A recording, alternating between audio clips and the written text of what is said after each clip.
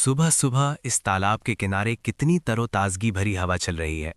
ये नज़ारा तो मन को मोह लेने वाला है। खुद से बातें करते हुए सावित्री तालाब के किनारे की मिट्टी से चूल्हा लीपने लगती है। वहीं पड़ोस के पक्के मंजिल वाले मकान की छत से रिया चाय पीते हुए सनराइज देख रही थी। Oh my God! और इस तालाब के किनारे से सनराइज देखकर चाय पीने की मजा ही कुछ और है। चाय की चुस्की लेते हुए रिया बहुत खुश हो रही होती है। तभी उसकी सास कमला घर का कूड़ा कचरा लाकर ऊपर की बालकनी से नीचे फेंक देती है, जो तालाब के पानी में बहकर सावित्री के तालाब वाले हिस्से में आकर ठहर जाता है। हाय राम! कितनी गंदी बदबू आ रही है। आज फिर इतना सारा कूड़ा करकट बहकर आ गया। तभी मकान के अंदर से जेठानी और ननद गंदे कपड़े जमा करके धोने के लिए लाती हैं। माँ सरला बुआ, आज तो मैं तालाब के ठंडे ठंडे पानी में बड़े मजे से चपाक चपाक करके नहाऊंगा।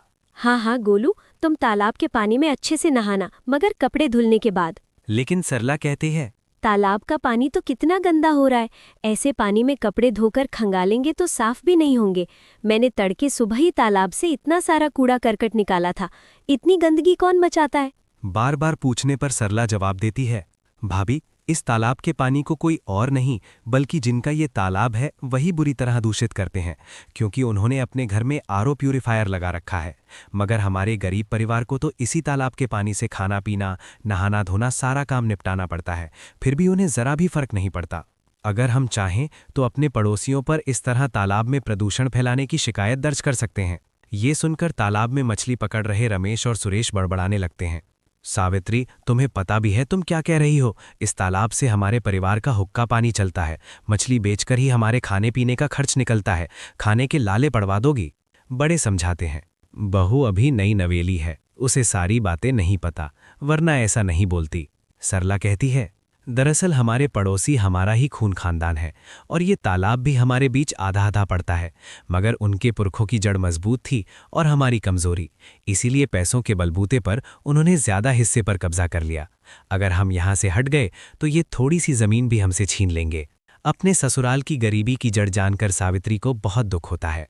घमंडी रिया रोज अपने घर का कूड़ा तालाब में फेंक देती है, जिसे सावित्री को साफ करना पड़ता है। एक शाम देवरानी जेठानी तालाब किनारे खाना बनाती हैं। आज तो खूब बढ़िया हवा चल रही है। तालाब किनारे खाना बनाने में बड़ा मजा आएगा। सब लोग बाहर खाना खाते हैं। घर के अंदर तो इतनी घुटन है कि खाना खाने का भी मन नहीं करता। शांति जानबूझकर बाहर सोने का फैसला करती है, ताकि नई बहू सावित्री अपने पति के साथ थोड़ा वक्त बिता सके। ये सब देखकर रिया अंदर ही अंदर जल भुन जाती है। इन 2 टके के गरीब लोगों की खुशी मुझे बिल्कुल हजम नहीं हो रही। अगले दिन रिया अपने ससुराल वालों के साथ तालाब में बोटिंग करती है और जानबूझकर तेज स्पीड से नाव चलाती है, जिससे तालाब का पानी उछलकर सावित्री का खाना खराब कर देता है। उप्स, सॉरी। सावित्री गुस्से में कहती है, क्या ये तालाब है या समंदर? इतनी तेज नाव क्यों चला रही हो? कमला हाकड़ दिखाते हुए कहती है, जात गरीब की और अकड़ तो देखो, ये तालाब पूरा हमारा है। गरीब ससुराल वाले हाथ जोड़कर माफी मांगते हैं। समय बीतता है। अमीर परिवार चैन से रहता है और गंदगी फैलाता रहता है। तालाब का पानी बदबू मारने लगता है, मछलियां मरने लगती हैं। एक दिन झगड़ा बढ़ जाता है। अगर जरूरत पड़ी तो हम कोर्ट कचहरी भी जाएंगे। कमला धमकी देती है, हमारे पास कागज है, ये तालाब हमारा है। गरीब परिवार डरकर चुप हो जाता है, लेकिन कहते हैं ना, भगवान की लाठी में आवाज नहीं होती। एक दिन भयंकर तूफान आता है।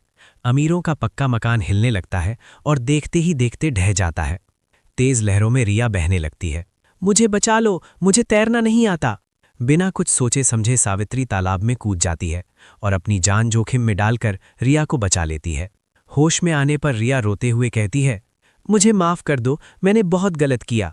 आखिरकार कमला तालाब के हिस्से के कागजात लौटा देती है। अब दोनों परिवार अपने अपने हिस्से में शांति और खुशी से रहने लगते हैं।